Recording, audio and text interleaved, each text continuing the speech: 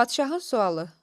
Bir zamanlar ədaləti və mərhəməti ilə tanınan bir padşah vardı. Hər səhər sarayında xalqını qəbul edər, kasıbların dərdinə çarə axtarar, alimlərin sözünə dəyər verərdi. Ölkədə sülh hökm sürürdü. İnsanlar ona güvənirdi. Padşah da özünü xoşbəxt sayırdı. Ta ki, o qəribə yuxunu görənə qədər. O gecə padşah yuxuda tacının yavaşca başından ayrılıb, göyə doğru süzüldüyünü gördü. Qollarını uzatsa da, ona çata bilmirdi. Tac gözdən itdikcə, ürəyində qəribə bir boşluq yaranırdı. Səhər oyandığında, hər şey yerində idi. Amma sanki qəlbindəki padşahlıq hissi yox olmuşdu. Bu yuxudan sonra padşah 3 gün sustu. Nə danışdı, nə də gülümsədi.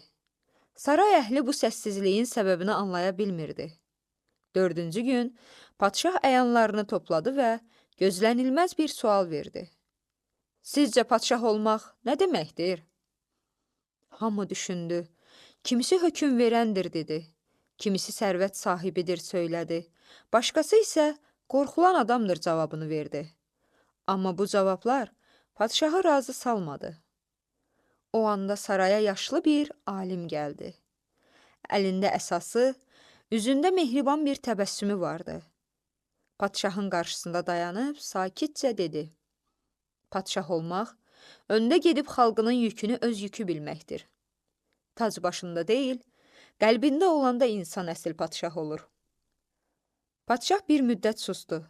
Sonra tacını başından çıxarıb, alimin qarşısına qoydu və dedi.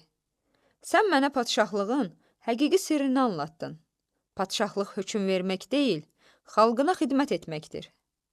O gündən sonra padşah daha çox dinlədi, daha az danışdı.